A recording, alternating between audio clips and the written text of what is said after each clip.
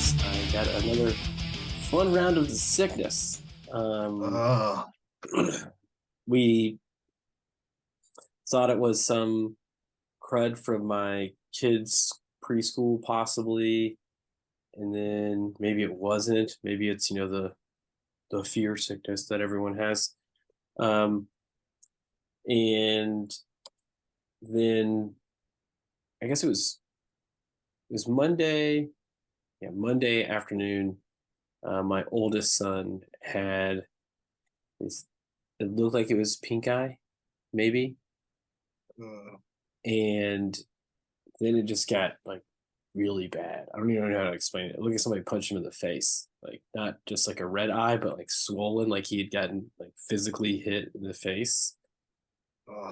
Um, so needless to say, today's Wednesday. That was Monday. So now this is the day that I'm finally recovered and I can do all the things that I had planned for this week.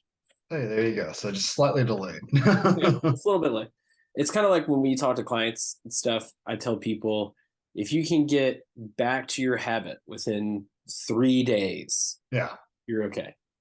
Yeah, it's like, all right, you're gonna get curveballs thrown to you. Like that never fails because always have clients like, I'm starting on Monday. And then that exact thing happens. It's like, I had a sick kid, then I'm sick. And they're like, oh my God, I'm a failure. And I'm like, no, like you just delayed the start by 2 or 3 days and we're fine.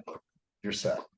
Yeah, I literally had the plan to start on Monday doing a bunch of stuff.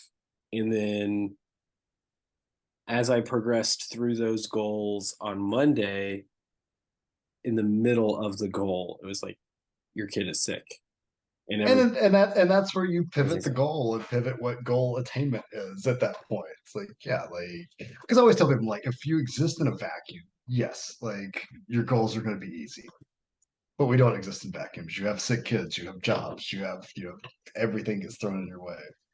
Yeah, like I ran my cat to the vet today that's supposed to be 15 to 20 minutes away. An hour and 5 minutes later, I got home because of whatever the hell's going on with traffic. So yeah. well, you live in Great Atlanta, so it makes sense. Yeah, it was like, oh, that's a 1 o'clock appointment. It's easy peasy. Yeah, it said 15 minutes, but it said 1.5 hours. Yeah. Exactly. So, Even by Atlanta standards, it was insane. So I was not in a great mood. yeah, let's see here. I'm trying to pull up this article because I think it applies not to what we've been talking about, but to the bigger topic at hand. I frequently mention on here that I get coffee multiple times in a day. Really enjoy it. you're I you're don't put, you're 5 gazillion milligrams of caffeine a day. yeah, Yeah. I do not put anything in my coffee. Do you put anything in your coffee, Matt? I don't. I'm one of those weird people that I love just plain black coffee, and it's even weirder to people because I love plain black iced coffee. That is interesting. I mean, I like plain black iced coffee, and I like cold brew plain black coffee. But if I were to put something in my coffee, if I thought about it and I was gonna do it, I tell people you should choose a non-nutritive sweetener, or also known as artificial sweeteners, because don't waste your calories on the liquid if you can Absolutely. avoid it. I hear non-nutritive, and I always think of like the non-nutritive varnish in Christmas Vacation that he's developed for the cereal. It's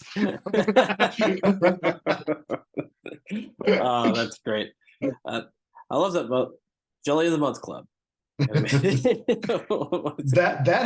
has plenty of sugar in it. I'm sure. I'm sure. Oh, Yeah, there was definitely. no there were no artificial sweeteners in their jelly. But I don't know if you saw this, Matt. So I share screen. This right here. Do you see this? I do. Did you see it though? The food I have industry. I have not seen that. This is an interesting headline. The food industry pays influencers, dietitians, to shape your eating habits.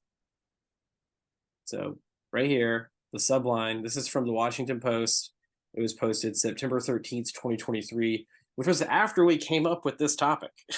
That registered dietitians are being paid to post videos that promote diet soda, sugar, and supplements on Instagram and TikTok.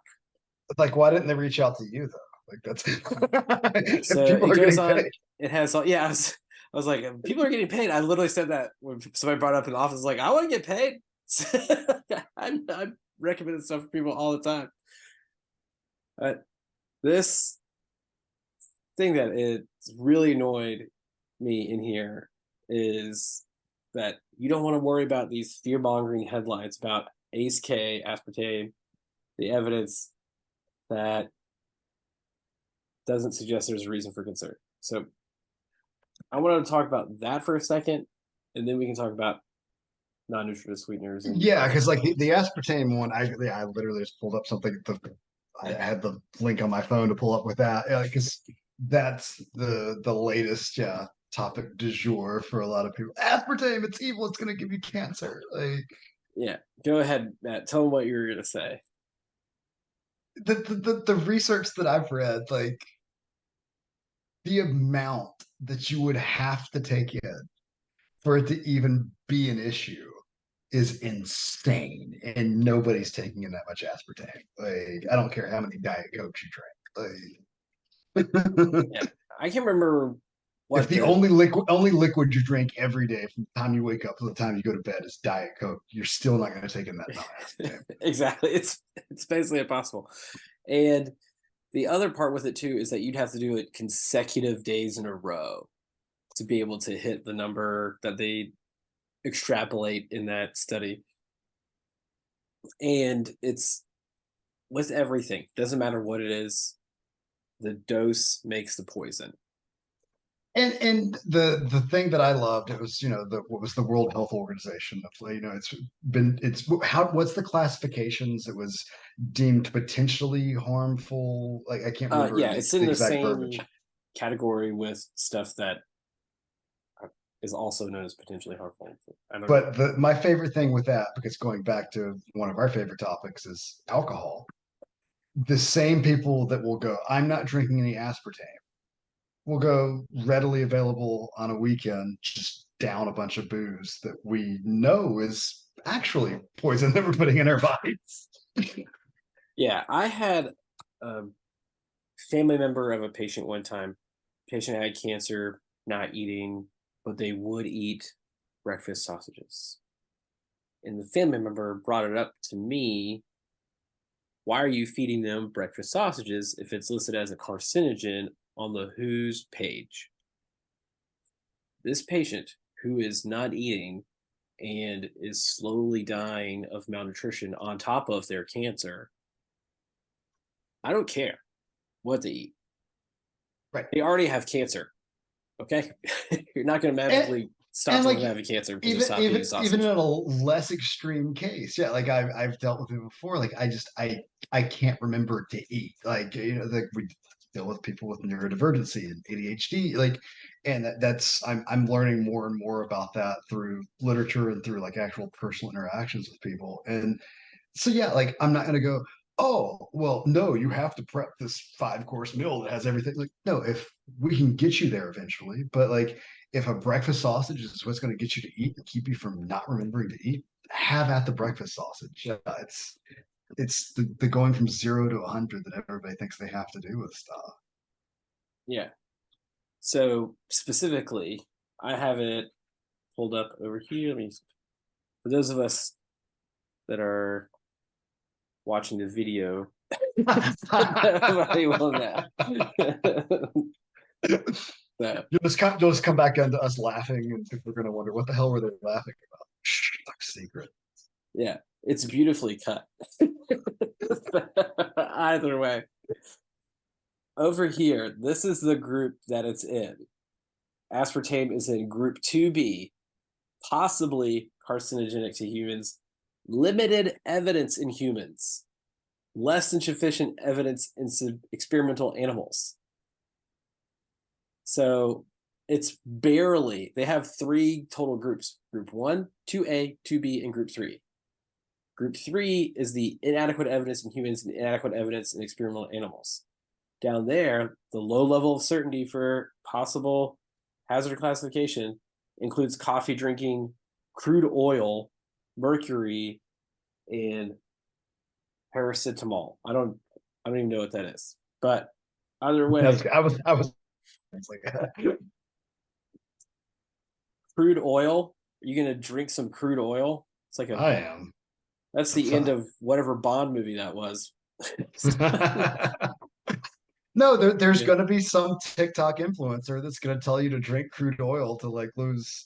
Oh, the paracetamol is acetaminophen. Oh, yeah. Come on. People give that to people regularly. It's a regularly used drug. But then aspartame is in the same level as gasoline engine exhaust, occupational exposure as a hairdresser or barber, and lead. Like, come on. They try to group it in there, and then they use substances that are extreme substances to be like, aspartame is the same as gasoline to your body. It's like, Right. no, there's a Well, yeah, bunch of stuff in there. yeah, I always love the people because oh, this product that we drink has the same thing as, like, I always make the jokes like, oh, it's got water in it. Water's the same thing that drowns people, and like, it's all stupid. It's insane. Like, you can cause any sort of sensational argument you want if you can go deep Yeah. down enough. And so what I'd like to point out though, specifically with these extreme examples, there are a ton of studies about artificial sweeteners in insert any condition, right? And they're saying that that is limited evidence. There is not a giant sum of studies of people given gasoline engine exhaust. Okay, so that's why that's limited. Well, I even think back to the '90s with like Sweet and Low, and you'd grab the Sweet and Low packets on the table if you had a restaurant. It's like, it's been known to cause cancer in research laboratory rats. And it's like, if you looked up the study, because I did this as a child, like, because I was like, oh, it causes cancer. The amount like that they had to give the friggin' rats that would do the comparison of a 200-pound man is insane for the Right. even to start seeing any bit of cancer. And in some of those studies, they injected the artificial sweetener into the brains of those rats. So of course it's going to cause brain I cancer. mean, if you can go just inject everything straight into my brain, have at it. Like, I like my coffee, but if you can inject my caffeine straight into my brain when I wake up, we're done. Perfect. It, yeah, it would That's be that's interesting. a that's a hell of a pre-workout. That's that's that's an entirely different level of things. So when we first came up with this topic on artificial sweeteners, what I really wanted to get into to talk about is that in placebo-controlled, randomized human trials, if you are using them as a substitute for your full calorie beverage, it can help you get into a caloric deficit and help you lose weight. I was gonna say, but why would you want to be in a caloric deficit? I So, luckily a client outside of franchise nutrition and fitness yesterday I was dealing with, I was ready to bang my head against the wall.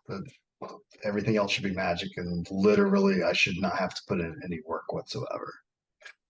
yeah, I don't have anything against artificial sweeteners.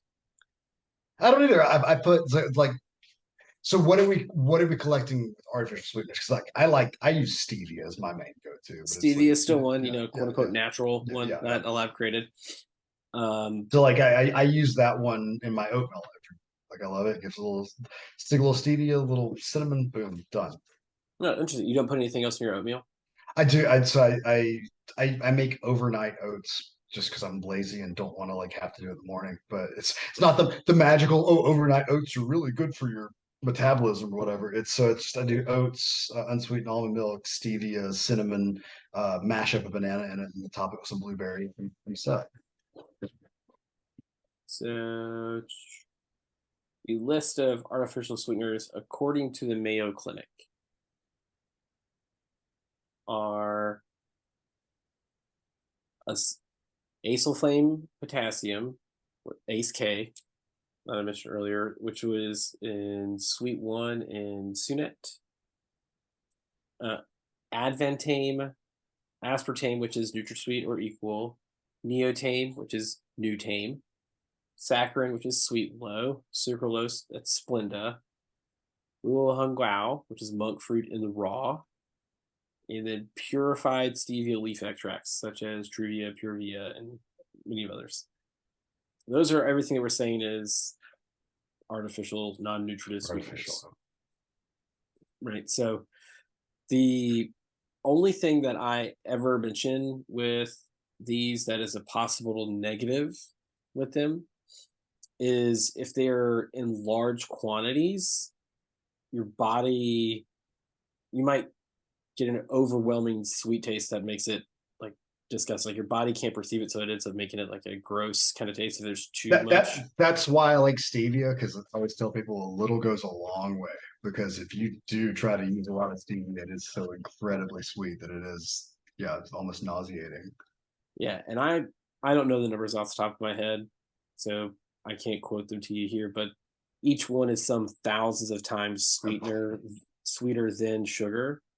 So that's why you don't need a lot of it. But if you have a lot of it, it's going to be, if you went to the baking aisle at a store, you're going to find a baking quote baking blend of an artificial sweetener. It is usually some amount of regular sugar and the artificial sweetener is mixed together just because it's too overwhelming. And you can Yeah, use that. Sorry, you because can use yeah, that baking blend as 1-to-1 for yourself. right, because like I've used like yeah like a brown sugar Splenda blend before for yeah baking, and yeah, you're right, like it's not this crazy amount of Splenda because it would be overwhelming. Yeah, and you really need when it comes to the baking. The a baking is not as forgiving as pan cooking on your stovetop. You need very specific measurements and amounts to make your product come out correctly, whatever you're trying to bake. So that's why it's a blend of stuff because the volume is part of it too. Um, Like I always love like different weight reduction programs. I know we're kind of hitting all over the place, but like different weight reduction programs, they're like, don't use any artificial sweeteners. Use agave nectar and use honey, and it's like, okay, cool, that's quote natural, but Jesus, the number of calories in a tablespoon of honey, like, and right, nobody measures out and just gets a tablespoon of honey. And they're like, why am I taking in an extra 200 calories a day? I didn't know about. Why am I not losing weight? right. What is creating those calories in honey, Matt? Sugar. What is sugar out of the macronutrients? It is a carbohydrate, and those are evil, right? We're not supposed to take any of those in. That's Yeah, those that's aren't our body's main source of energy whatsoever. yeah, that's what I hear a lot of people that use that for. Like, I'm doing low carb, and then they start rattling off all the stuff they're using, and Yeah, it's I like I I honey, a lot of honey. I'm on keto, and I put honey in my coffee, and it's Yeah, what? it's usually a lot of honey, and a lot of other, you like the agave nectar that you were mentioning, or uh, what's the other popular one? There's another one I can't remember. It's like a syrup looking kind of thing. But either way, it's also full of carbohydrates. And people are like, I use low carb, but I only do these things. It's like, well, that's not low carb. It's probably more Yeah, carbohydrates. it's like I'm not gonna go to Starbucks. I'm giving up my latte that had all this sugar in it. So I'm gonna make my coffee at home, and I'm gonna put honey and coconut oil in it. And I Right. don't know why I'm not losing weight. It's going to be exactly the same as Starbucks. Probably spending more money at that point, too. Spending more money doesn't taste nearly as good, and you're not Yeah. losing weight. Yeah. That's, I don't know how to go further on it. It's just, I saw we were going to talk about artificial sweeteners and stuff, and then that article came out a couple of weeks ago from Washington Post, and it's all it is rep things. And one of the things that's in the article that it cites is a dietitian says that it's okay to have a donut, and the article tries to say that dietitian should not be promoting foods like donuts. I am a dietitian. I have not been paid by any donut company or an artificial If any sweetener donut company. company wants to sponsor this podcast, though, by all means. I was literally about to say, but I will take the money if somebody offers it, and I will happily tell you that it's I okay to will have a donut. I will eat a donut on every episode of this show if you will sponsor us. Yeah, because they're typically very low calorie kind of things. It's a nice little treat. a by and I'll say it here. Everybody knows I love cinnamon toast crunch. I think the best donut that you can get anywhere in the United States is the Krispy Kreme Hot Now donut. All right, it's 200 calories per No, donut. I've seen Ryan eat a dozen Krispy Kreme donuts drunk years ago. Motley Crue concert. He is speaking the truth. So I'm just saying, factually, no, I definitely paid for a lot of donuts, and I have not been paid for them. So, let me tell you, I think it's okay for you to Yeah. have a donut. The great thing about the hot and ready Krispy Kremes, you can literally just like mush them up into a ball, and they're just they're a bite sized one, Yeah, it's essentially a which is donut really hole at that healthy. point. They were delicious. Either way, if you're somebody out there and you're hesitant on eating things that have artificial sweeteners in it, and you're worried about how you're going to fit them into your nutrition plan to help you reach your nutrition and fitness goals, head on over to franchisenf.com and sign up for your free meet and greet today. But otherwise, like we say every week, maximize every bite. Maximize every rep.